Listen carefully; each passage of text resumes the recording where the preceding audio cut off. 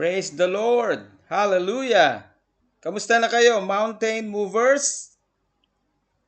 Malapit na ang mahal na araw at ito ay ating ginugunita taon-taon na nagpapaalala sa atin kung ano ang ginawa ng ating Panginoong Hesukristo sa krus ng Kalbaryo para sa ating kaligtasan, para sa ating buhay na walang hanggan. Ang sabi doon sa 2 Corinthians chapter 5 verse 21, si Jesus na walang kasalanan ay naging kasalanan upang tayong lahat na mga makasalanan ay maging katuwiran ng Diyos. Ang ating Panginoong Yesus ay hindi nagkasala at siya ay inosente sa pagkakasala sapagkat siya ay Diyos na banal at naparito siya sa lupa upang ihandog niya ang kanyang buhay at magdusa sa krus ng Kalbaryo hanggang sa siya ay mamatay upang tayong lahat na dapat magdusa dahil sa ating mga kasalanan ay hindi na mapahamak sa apoy ng impyerno bilang kabayaran sa kasalanan kung hindi magkaroon ng buhay na walang hanggan. Jesus took our place as a sinner. He became sin for us to become God's righteousness. Kinuha niya ang ating posisyon bilang makasalanan. Siya ang nagdusa at namatay sa krus ng Kalbaryo bilang kaparusahan sa ating mga kasalanan at ang kanya namang katuwiran ay kanyang ibinigay sa bawat isa sa atin. Bago tayo magpatuloy, tayo muna ay manalangin. Amang Diyos na makapangyarihan sa lahat, nagpapasalamat po kami sa pagkakataong ito na ipinagkaloob niyong muli sa bawat isa sa amin na kami po ay makapagtipon, makapagsamba, makapagpasalamat sa inyo at makapakinig ng inyong salita na magdadala ng pananampalataya sa aming mga puso. Na ang pananampalatayang ito ay makapagbibigay ng kaluguran sa inyo at ang pananampalatayang ito ay ang dahilan kung kaya't kami ay makatatanggap ng mga himala higit pa sa aming mga pangangailangan.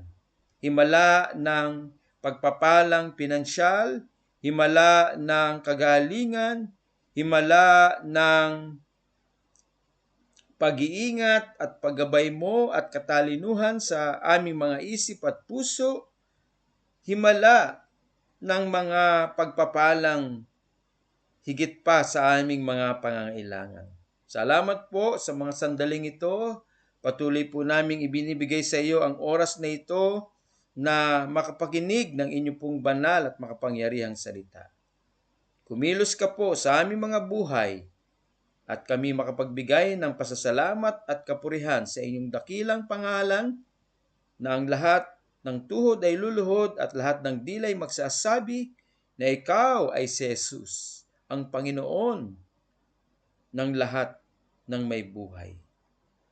Ito po ang aming dalangin sa pangalan mo, Panginoong Yesus. Ang lahat ng mountain movers ay magsabi ng Amen, Amen, and Amen.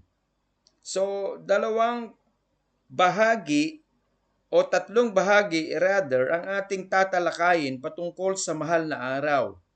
Ang una ay ang paghihirap ng ating Panginoong Yesus sa krus ng Kalbaryo hanggang sa siya ay maibayubay at mamatay para sa ating lahat.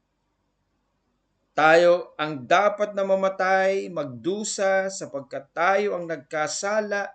Kaya ang sabi doon sa Romans chapter 3 verse 10, ang lahat ay nagkasala at walang isa mang matuwid na tao. At ang lahat ay mapapahamak doon sa apoy ng impyerno. Sapagkat ang kabayaran ng kasalanan ay kamatayan. Kamatayang pisikal, kamatayang espiritual, doon sa naglalagablab na apoy ng impyerno. Ngunit ang regalo ng Diyos kay Kristo Jesus ay buhay na walang hanggan. Romans chapter 6 verse 23. Kung kaya't ang sino mang magtitiwala o maglalagak ng kanyang pananampalataya kay Jesus, kay Hesus Kristo ay hindi mapapahamak bagkos ay may buhay na walang hanggan. Siya ang nagdusa at nabayubay sa krus ng Kalbaryo para sa ating lahat. Sapagkat gayon na lamang ang pagmamahal niya sa ating lahat, ibinigay niya ang kanyang sarili sa krus ng Kalbaryo, upang ang sino man magtiwala sa kanya ay hindi mapahamak kung hindi magkaroon ng buhay na walang hanggan. Inako niya ang lahat ng ating kasalanan at ibinigay niya ang kanyang katuwiran sa atin, at dahil inako niya ang lahat ng ating mga kasalanan, siya ang nagdusa at namatay para sa ating lahat. At matapos na siya ay mamatay sa krus ng Kalbaryo, siya ay inilibing. At matapos niyang ilibing, siya ay muling nabuhay matapos ang ikatatlong araw. We should be identified with Christ in His sufferings. Kung siya ay nagdusa dahil sa ating mga kasalanan, tayo din naman ay may pagdurusa dahil sa paglilingkod natin sa Kanya. Meron tayong nararanasang pag-uusig, meron tayong nararanasang pangungutya, meron tayong nararanasang mga kabigatian sa ating buhay. At ito ay yung bunga ng ating paglilingkod sa ating Panginoon ng may katapatan. At ito ay normal lamang sa mga tunay na sumusunod sa Panginoong Hesukristo, sapagkat ang mga sumusunod sa Kanya ay may mga na-experience na pag-aalipusta o pangungutya o pag-uusig. At ito ay pakikibahagi natin sa kanyang paghihirap na naranasan 2,000 taon nang nakararaan nung siya'y nandito sa lupa.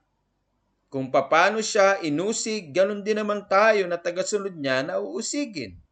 Pero ang pag-uusig na ito ay hindi magtatagumpay laban sa atin. At hindi ito magiging dahilan upang tayo ay lumayo sa Kanya. Bagkus patuloy tayong sasamba, magpupuri, magpapasalamat sa Kanya, at higit sa lahat ay gagawin natin ang Kanyang kalooban. Sapagkat kung papaano siya nagtagumpay, ganun din naman tayo magtatagumpay. At lahat ng pag-uusig na ating nararanasan, lahat ng ito ay may bunga ng pagpapala, may bunga ng gantimpala. At ito ang maghahatid sa atin sa buhay na walang hanggan sa piling niya sa kanyang kaharian magpakailanman. We are identified with His suffering, not only to believe in Him but also to suffer for His name's sake. For His name's sake. And it is for the development of our character. Ito ay pagdedevelop ng ating mga katangian na sa gitna ng mga pag-uusig, sa gitna ng mga pangungutya, tayo ay matuto ng pagpapakumbaba, pagiging mabuti sa ating kapwa, pagiging mapagmahal sa ating kapwa. Iniibig natin ang mga umuusig sa atin. Ipinapanalangin natin ang mga kumukutya sa atin. At itinataas natin sila sa Panginoon upang sila din naman ay mapagpala ng Panginoon at makatamo ng kaligtasan. Kaya nakikita na maliwanag pa sa sikat ng araw ang mga pagbabago na nagaganap sa ating buhay. Sapagkat hindi tayo gumaganti at pinagtatagumpayan ang masama laban sa masama, kung hindi pinagtatagumpayan natin ang masama sa paggawa ng mabuti. Sa paggawa ng mabuti. Sapagkat ang kabutihang ito ay ang kabutihan na ating naranasan bunga ng ating pananampalataya sa ating Panginoong Jesucristo. At siya ay inilibing din naman matapos na siya ay magdusa, mabayubay sa krus ng Kalbaryo at namatay. Siya ay inilibing din naman. Tayo ay inilibing din na kasama niya, na sa ating lumang pagkatao ay patay na tayo at inilibing na ang ating lumang pagkatao. We are identified with Christ not only to suffer with Him at the cross of Calvary, but also to buried with Him in the grave. At ang symbol nito ay yung ating water baptism. Noon nang tayo ay inilubog sa tubig, inilubog na o inilibing na yung ating mga lumang pagkatao. Kaya yung lumang seryo na dati ay punong-puno ng bisyo, punong-puno ng hindi magandang gawain at tampalasan, hindi marunong sumunod sa mga magulang, ay kasama ng inilibing sa pagkakalibing ng Panginoong Jesucristo. Kung kaya't ako ay bago ng nilalang. Ako ay may kabutihan sa buhay ko, bunga ng kabutihan ng Panginoong Jesucristo. Ako ay merong pag-ibig sa puso ko, bunga ng pag-ibig na aking naranasan. Pag-ibig ng ating Panginoong Jesucristo na inialay niya ang kanyang buhay sa krus ng Kalbaryo upang ako ay maligtas, upang tayong lahat ay maligtas, sapagkat ayaw niya na tayo mapahamak dahil mahal niya tayo. Dahil iniibig niya tayo. Dahil hinirang niya tayo. Dahil pinili niya tayo. Dahil nais niya na makapiling niya tayo sa kanyang buhay na walang hanggan sa kalangitan. Dahil ninais niya sa kanyang puso na makapiling niya ang bawat isa sa atin sa kanyang buhay na walang hanggan. Ninais niya na tayo hirangin sa kanya upang hindi na tayo mawalay sa kanyang buhay na walang hanggan at higit sa lahat ay malapit sa kanyang presensya at puso na magkasama doon sa kanyang kaharian magpakailan-kailanman. No one can separate us from the love of God anymore because He chose us, He saved us, He gave His life for our ransom, for our salvation and security. Kung kaya't meron tayong assurance na anuman ang mangyari sa magulo at madilim na sanlibutan ito, tayo ay kapipilingin ng Diyos sa kanyang buhay na walang hanggan sa kalangitan. Meron tayong katiyakan, meron tayong seguridad sa presensya ng ating Panginoong Jesucristo. Sa mundong ito, walang seguridad sapagkat anytime, kahit na anong yaman ng isang tao, madaling babawiin ng Diyos ang buhay niya. Nahiram lamang niya mula sa Diyos. Pwede niyang sa isang saglit ay maiwan niya kung anumang meron siyang kayamanan sa mundong ito. Hindi niya hawak ang kanyang buhay. Hindi niya hawak ang kanyang kinabukasan. Ang Diyos na nagbigay ng buhay sa kanya ay anytime pwedeng bawiin ito mula sa kanya. Kung kaya't tayong lahat ay pinagpalang lubos, sapagkat bawiin man ng Diyos ang ating hiram na buhay mula sa Kanya, tayo ay kapipilingin niya sa kanyang kaharian magpakailanman. Sapagkat inako niya ang lahat ng ating kasalanan, siya ang namatay para sa atin at siya ay inilibing mula sa mga patay kasama ng ating lumang pagkatao. Kaya ang sino mang nagtitiwala o naglagak ng buhay sa Panginoong Jesucristo ay hindi na nabubuhay sa kanyang lumang pagkatao. Siya ay patay na kasama ng pagkakamatay ng Panginoong Yesus sa krus at inilibing na kasama ng pagkakalibing ng Panginoong Jesucristo. Matapos na siya ibayubay sa krus At siya ay muling nabuhay matapos ang ikatatlong araw. Anong ibig sabihin ng pagkabuhay ng ating Panginoong Yesus? Kasama niya na tayong nabuhay, na ang buhay na ating taglay ay buhay niya na spotless, sinless, without any spot and wrinkles. We are pure and holy as He is.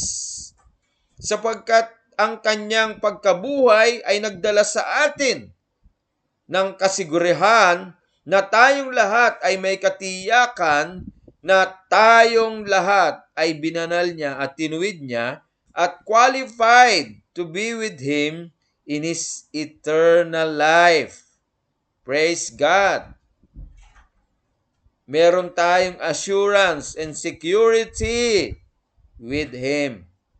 As He rose from the dead, we will also rise from the dead. We will also reign with Him in His ascension at the right hand of God the Father. Kaya wala tayong dapat na ipangamba at ikatakot. 2,000 taon nang nakararaan, ang Panginoong Yesus ay nagdusa at ibinayubay sa krus para sa ating lahat.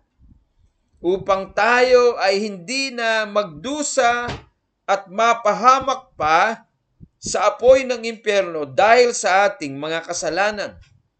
Inako niya ang lahat ng ating mga kasalanan, kung kaya tayong lahat ay matuwid sa kanyang harapan, sapagkat ibinigay niya ang kanyang katuwiran. At ang katuwirang ito ay ang katuwiran ng Panginoong Jesucristo na mula sa kalangitan. Kaya tayong lahat ay kasama niya na maghahari sa kanyang kaharian, sa kanyang muling pagkabuhay. The power of His ascension, the power of His resurrection. Meron tayong assurance and security that we will be with Him in eternity, that we will reign with Him in heaven. Ang Panginoong Yesus lamang ang merong dahilan sa lahat ng mga claims na yan, sapagkat walang sino mang pinuno ng relihiyon ang namatay para sa kanyang mga followers. At walang sino mang pinuno ng relihiyon na inialay niya ang kanyang buhay sa ikaliligtas ng kanyang mga followers. Lahat ng mga pinuno ng mga relihiyon namatay hanggang ngayon ay patay.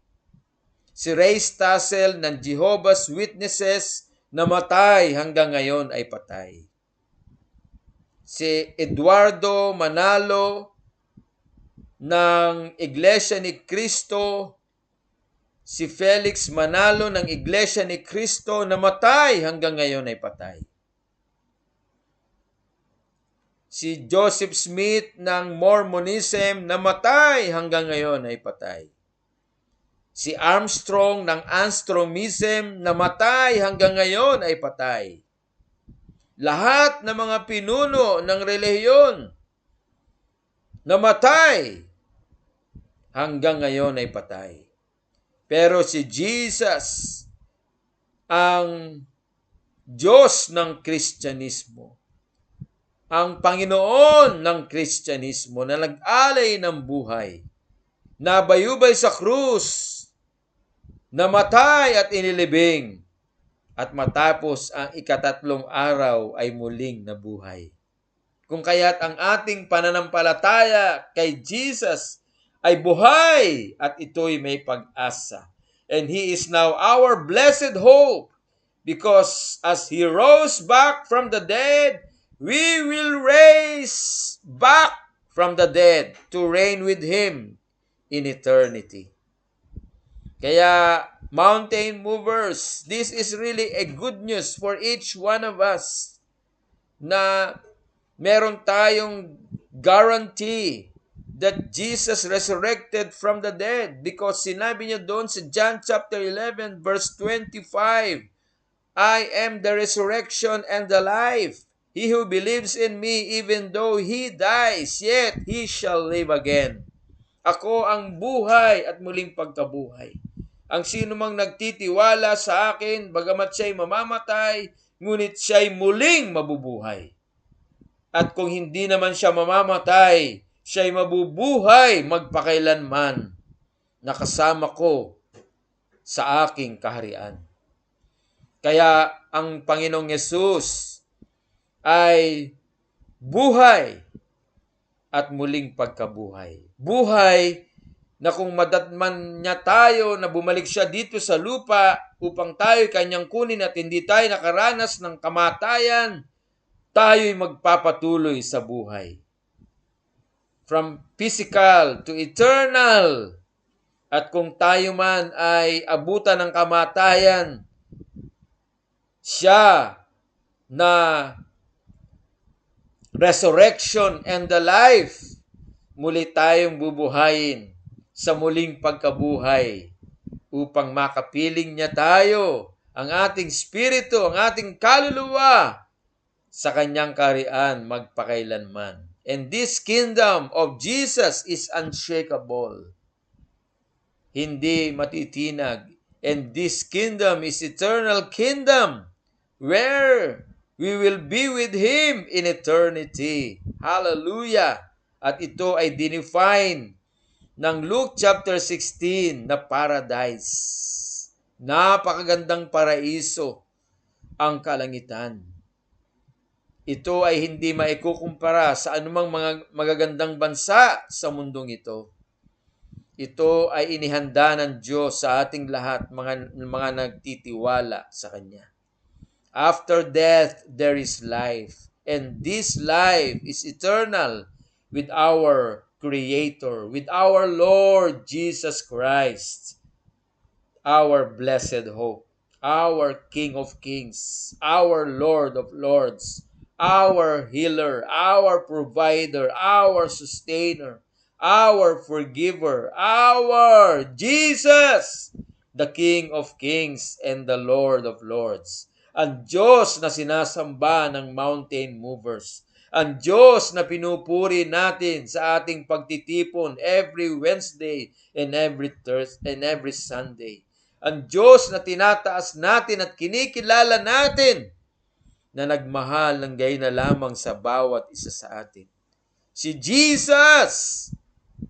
Si Jesus at wala nang iba. Si Jesus na nagbago ng ating buhay.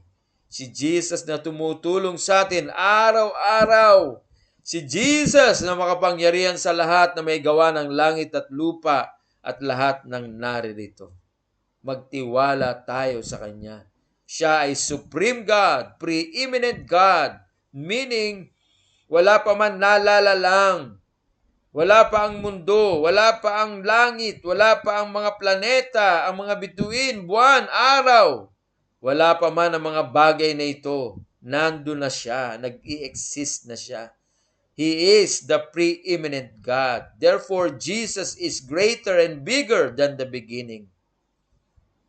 Then He created everything, even us. He gave His life unto us. He made us according to His image after His own likeness. That's why ang sabi sa Ephesians chapter 1 verse 4, He chose us even before He made the world. Hindi pa man ginagawa ng Panginoong Yesus ang mundong ito, tayo ay nasa puso at isip na niya. Bago niya nalangin ang mundong ito at lahat ng naririto, hinirang niya na tayo. Pinili niya na tayo. Tayo ay nasa kanyang isip. Tayo ay nasa kanyang puso. Mahal na mahal niya tayo. Kung kaya't nung tayo ay nahulog sa kasalanan, hindi niya tayo hinayaan. Hindi niya tayo nilayuan. Hindi niya tayo inabandona. Niyakap niya tayo sa ating mga pagkakasala. At tayo ay pinatawad niya. Inako niya ang lahat ng ating mga kasalanan. At siya ang namatay para sa atin. Upang tayo na dapat mamatay, upang tayo na dapat na magdusa, ay hindi na magdusa at mamatay, bagkus magkaroon ng buhay na walang hanggan at kaaya-aya sa kanyang harapan. Amen? Kung kaya't nagpapagaling ang Panginoon. By the stripes of the Lord, we are all healed. Sa kanyang mga latay na tinanggap sa krus ng Kalbaryo, mula sa kanyang katawan, ang lahat ng latay na iyon ay nagdala sa atin ng kagalingan. At ang kanyang dugo ay nagdala sa atin ng paglilinis sa lahat ng uri ng ating kasalanan.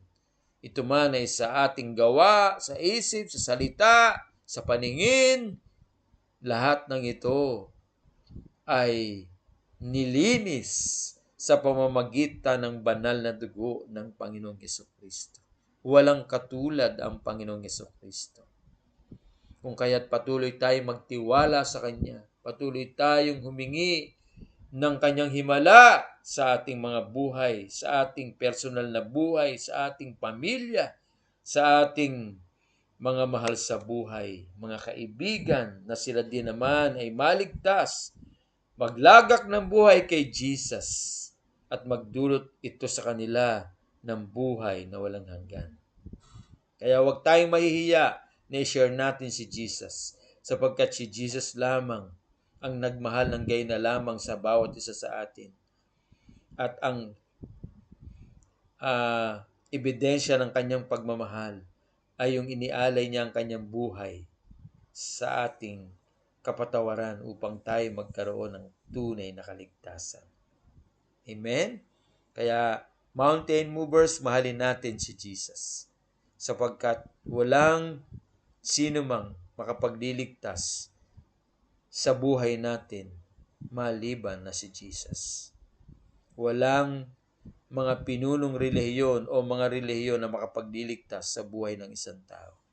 Si Jesus lamang, sapagkat si Jesus lamang ang napako sa krus para sa ating mga kasalanan. Binayaran niya ang ating pagkakasala ng kanyang buhay sa krus ng Kalbaryo.